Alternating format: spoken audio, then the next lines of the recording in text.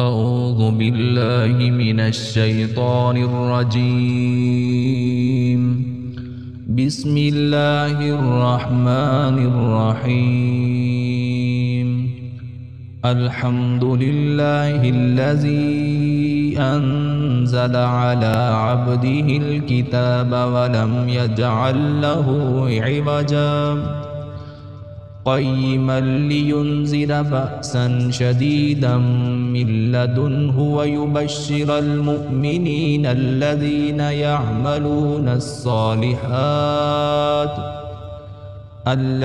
يعملون الصالحات أن لهم أجرا حسنا ماكثين فيه أبدا وينذر الذين قالوا اتخذ الله ولدا ما لهم به من علم ولا لآبائهم كبرت كلمة تخرج من أفواههم إن يقولون إلا كذبا فلعلك باقٍ نفسك على آثارهم إن لم يؤمنوا بهذا الحديث أسفا إنا جعلنا ما على الأرض زينة لها لنبلوهم أيهم أحسن عملا وإنا لجاعلون ما عليها صعيدا جرزا أم حسبت أن أصحاب الكهف والرقيم كانوا من آياتنا عجبا إذ أوى الفتية إلى الكهف فقالوا ربنا آتنا من لدنك رحمة وهيئ لنا من أمرنا رشدا فضربنا على آذانهم في الكهف سنين عددا ثم بعثناهم لنعلم أي الحزبين أحصى لما لبثوا أمدا نحن نقص عليك نباهم بالحق إنهم فتية آمنوا بربهم وزدناهم هدى وربطنا على قلوبهم إذ قاموا فقالوا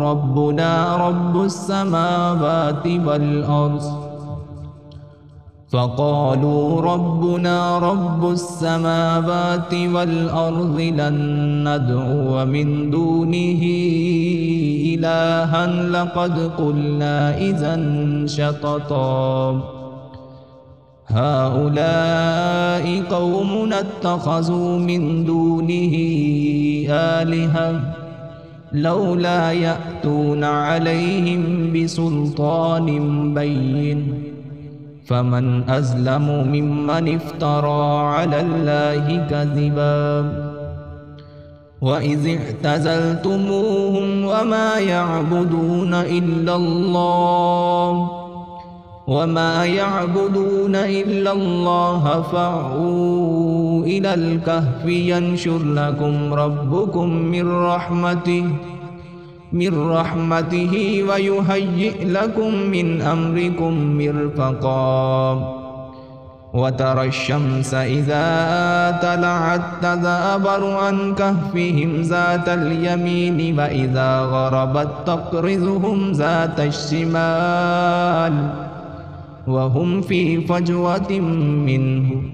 ذلك من آيات الله ومن يهد الله فهو المهتد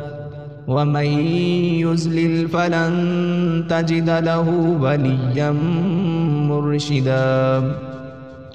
وتحسبهم أيقاظا وهم رقود ونقلبهم ذات اليمين وذات الشمال وكلبهم باسط ذراعيه بالوسيد لو اطلعت عليهم لوليت منهم فرارا ولملئت منهم رعبا وكذلك بعثناهم ليتساءلوا بينهم قال قائل منهم كم لبثتم قالوا لبثنا يوما أو بعض يوم قالوا ربكم أعلم بما لبثتم فابعثوا أحدكم بورقكم هذه إلى المدينة فلينظر أيها أزكى طعاما فليأتكم برزق منه وليتلطف ولا يشعرن بكم أحدا إنهم إن يظهروا عليكم يرجموكم أو يعيدوكم في ملتهم ولن تفلحوا إذا أبدا وكذلك أعثرنا عليهم ليعلموا أن وعد الله حق وأن الساعة لا ريب فيها إذ يتنازعون بينهم أمرهم فقالوا بنوا عليهم بنيانا ربهم أعلم بهم قال الذين غلبوا على أمرهم لنتخذن عليهم مسجدا سيقولون ثلاثة رابعهم كلبهم ويقولون خمسة سادسهم كلبهم رجما بالغيب ويقولون سبعة وثامنهم كلبهم قل ربي أعلم بعدتهم ما يعلمهم إلا قليل فلا تمار فيهم إلا مراء ظاهرا ولا تستفت فيهم منهم أحدا ولا تقولن لشيء إني فاعل ذلك غدا إلا أن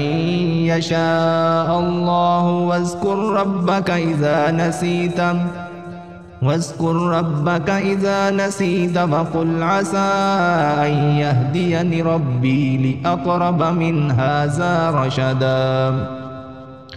ولبثوا في كهفهم 300 سنين وازدادوا 9 قل الله أعلم بما لبثوا له غيب السماوات والأرض أبصر به واسمع ما لهم من دونه من ولي ولا يشرك في حكمه أحدا واتل ما أوحي إليك من كتاب ربك لا مبدل لكلماته ولن تجد من دونه ملتحدا واصبر نفسك مع الذين يدعون ربهم بالغداة والعشي يريدون وجهه ولا تعد عيناك عنهم تريد زينة الحياة الدنيا ولا تطع من أغفلنا قلبه عن ذكرنا واتبع هواه وكان أمره فرطا وقل الحق من ربكم فمن شاء فليؤمن ومن شاء فليكفر إنا أعتدنا للظالمين نارا أحاط بهم سرادقها وإن يستغيثوا يغاثوا بماء كالمهل يشفي الوجوه وبئس الشراب وساءت مرتفقا إن الذين آمنوا وعملوا الصالحات إنا لا نضيع أجر من أحسن عملا أولئك لهم جنات عدن تجري من تحتهم الأنهار يحلون فيها من أساور من ذهب ويلبسون ثيابا خضرا من سندس واستبرق متكئين فيها على الأرائك نعم الثواب وحسنت مرتفقا واضرب لهم مثلا الرجلين جعلنا لأحدهما جنتين من أعناب وحففناهما بنخل وجعلنا بينهما زرعا كلتا الجنتين آتت أكلها ولم تظلم منه شيئا وفجرنا خلالهما نهرا وكان له ثمر فقال لصاحبه وهو يهاوره أنا أكثر منك مالا وأعز نفرا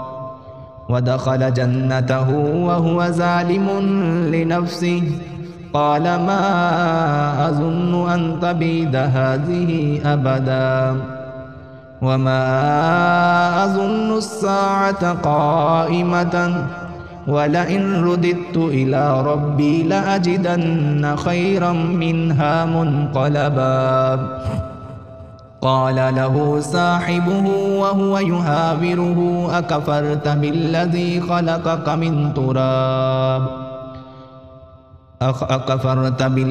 خلقك من تراب ثم من نطفة ثم سواك رجلا لكن هو الله ربي ولا أشرك بربي أحدا ولولا إذ دخلت جنتك قلت ما شاء الله لا قوة إلا بالله إن ترني أنا أقل منك مالا وولدا فعسى ربي أن يؤتيني خيرا من جنتك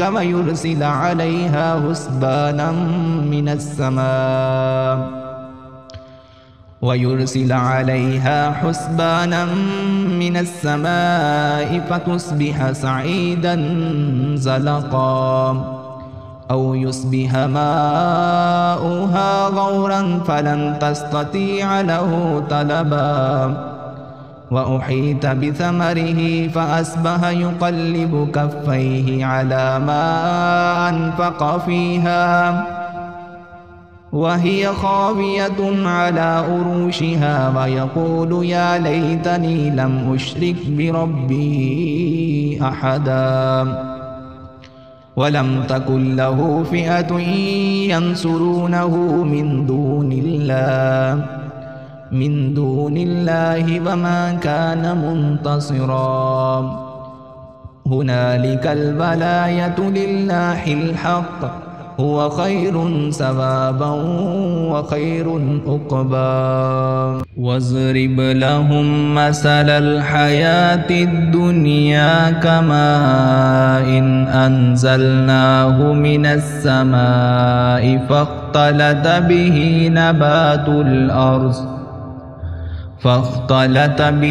نبات الأرض فأصبح هشيما تزروه الرياح وكان الله على كل شيء مقتدرا المال والبنون زينة الحياة الدنيا والباقيات الصالحات خير عند ربك ثوابا وخير أملا ويوم نسير الجبال وترى الأرض بارزة وحشرناهم فلم نغادر منهم أحدا وعرضوا على ربك صفا لقد جئتمونا كما خلقناكم أول مرة بل زعمتم أن لن نجعل لكم موعدا ووزع الكتاب فترى المجرمين مشفقين مما فيه ويقولون يا ويلتنا ما لهذا الكتاب لا يغادر صغيرة ولا كبيرة إلا أحصاها ووجدوا ما عملوا حاضرا ولا يظلم ربك أحدا وإذ قلنا للملائكة اسجدوا لآدم فسجدوا إلا إبليس كان من الجن ففسق عن أمر ربه أفتتخذونه وذريته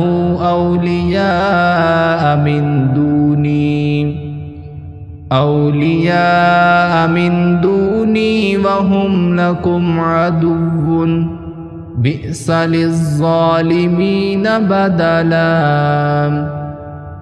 ما أشهدتهم خلق السماوات والأرض ولا خلق أنفسهم وما كنت متخذ المضلين عضدا ويوم يقول نادوا شركائي الذين زعمتم فدعوهم فلم يستجيبوا لهم وجعلنا بينهم موبقا ورأى المجرمون النار فظنوا أنهم واقعوها ولم يجدوا عنها مصرفا ولقد صرفنا في هذا القرآن للناس من كل مثل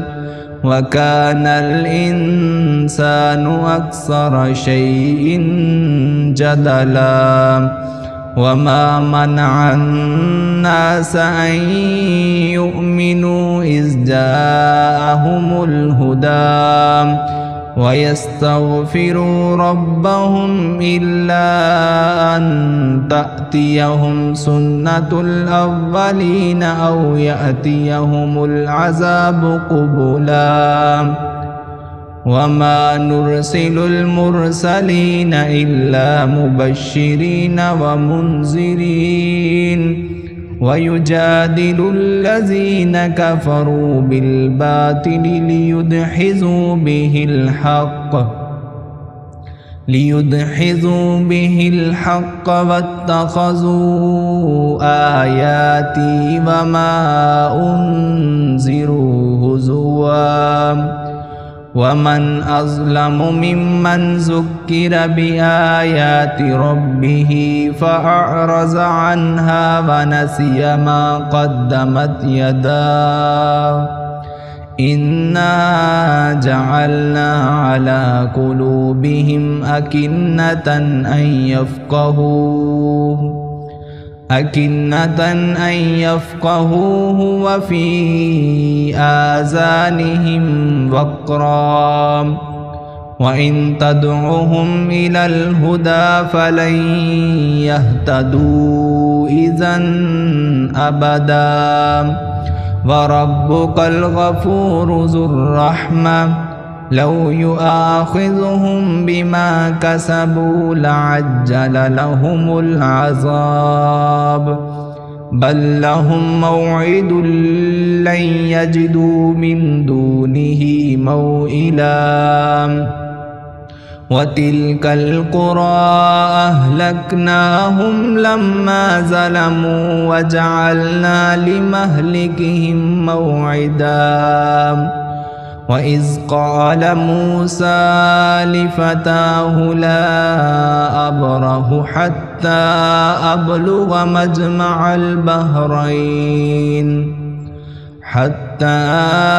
أبلغ مجمع البحرين أو أمضي حقبا فلما بلغا مجمع بينهما نسيا حوتهما فاتخذ سبيله في البحر سربا فلما جاوزا قال لفتاه آتنا غداءنا لقد لقينا من سفرنا هذا نصبا قال أرأيت إذ أوينا إلى الصخرة فإني نسيت الحوت وما أنسانيه إلا الشيطان أن أذكره واتخذ سبيله في البحر عجبا قال ذلك ما كنا نبغي فارتدا على آثارهما قصصا فوجدا عبدا من عبادنا آتيناه رحمة من عندنا وعلمناه من لدنا علما قال له موسى هل أتبعك على أن تعلمني مما علمت رشدا قال إنك لن تستطيع معي صبرا وكيف تصبر على ما لم تحط به خبرا قال ستجدني إن شاء الله صابرا ولا أعصي لك أمرا قال فإن اتبعتني فلا تسألني عن شيء حتى أحدث لك منه ذكرا فانطلقا حتى إذا ركبا في السفينة خرقها قال أخرقتها لتغرق أهلها لقد جئت شيئا إمرا قال ألم أقل إنك لن تستطيع معي صبرا قال لا تؤاخذني بما نسيت ولا ترهقني من أمري أسرا فانطلقا حتى إذا لقيا غلاما فقتله قال أقتلت نفسا زكية بغير نفس لقد جئت شيئا نكرا قال ألم أقل لك إنك لن تستطيع معي صبرا قال إن سألتك عن شيء بعدها فلا تصاحبني قد بلغت من لدني عذرا فانطلقا حتى إذا أتيا أهل قرية استطعما أهلها فأبوا أن يزيفوهما فوجدا فيها جدارا يريد أن ينقض فأقامه قال لو شئت لاتخذت عليه أجرا قال هذا فراق بيني وبينك سأنبئك بتأويل ما لم تستطع عليه صبرا أما السفينة فكانت لمساكين يعملون في البحر فأردت أن أعيبها وكان وراءهم ملك يأخذ كل سفينة غصبا وأما الغلام فكان أبواه مؤمنين فخشينا أن يرهقهما طغيانا وكفرا فأردنا أن يبدلهما ربهما خيرا منه زكاة وأقرب رحما وأما الجدار فكان لغلامين يتيمين في المدينة وكان تحته كنز لهما وكان أبوهما صالحا فأراد ربك أن يبلغا أشدهما ويستخرجا كنزهما رحمة من ربك وما فعلته عن أمري ذلك تأويل ما لم تستطع عليه صبرا ويسألونك عن ذي القرنين قل سأتلو عليكم منه ذكرا إنا مكنا له في الأرض وآتيناه من كل شيء سببا فأتبع سببا حتى إذا بلغ مغرب الشمس وجدها تغرب في عين حمية ووجد عندها قوما قلنا يا ذا القرنين إما أن تعذب وإما أن تتخذ فيهم حسنا قال أما من ظلم فسوف نعذبه ثم يرد إلى ربي فيعذبه عذابا نكرا وأما من آمن وعمل صالحا فله جزاء الحسنى وسنقول له من أمرنا يسرا ثم أتبع سببا حتى إذا بلغ مطلع الشمس وجدها تطلع على قوم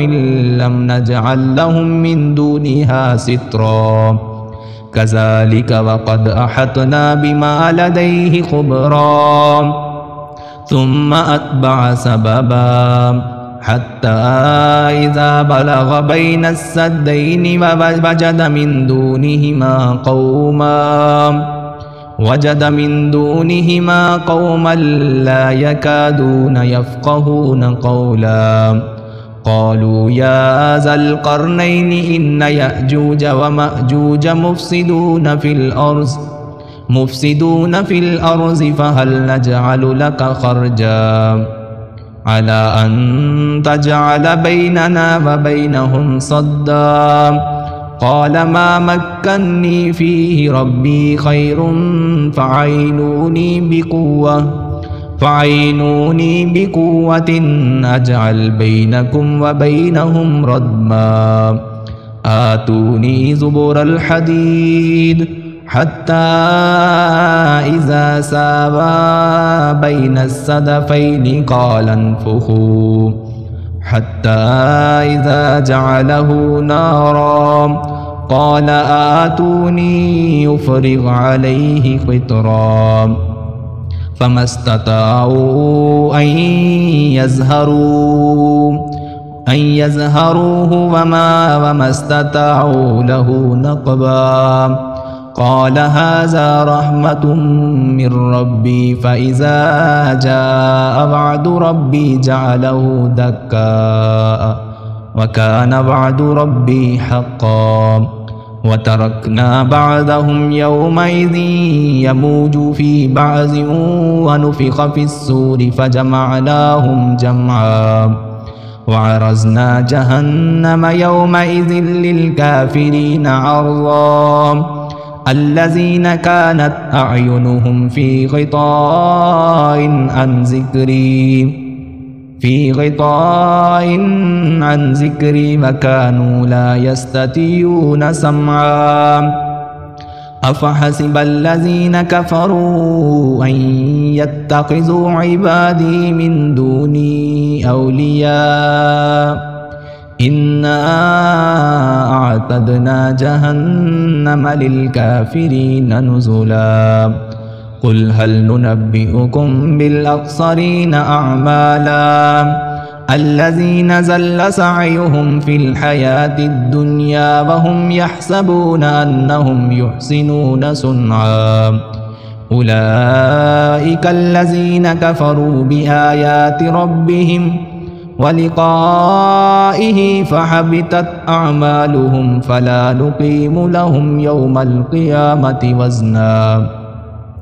ذلك جزاؤهم جهنم بما كفروا واتخذوا آياتي ورسلي هزوا إن الذين آمنوا وعملوا الصالحات كانت لهم جنات الفردوس نزلا خالدين فيها لا يبغون عنها حولا قل لو كان البحر مدادا لكلمات ربي لنفد البحر قبل أن تنفد كلمات ربي ولو جئنا بمثله مددا قل إنما أنا بشر مثلكم يوحى إلي أنما إلهكم إله واحد فمن كان يرجو لقاء ربه فليعمل عملا صالحا ولا يشرك بعبادة ربه أحدا.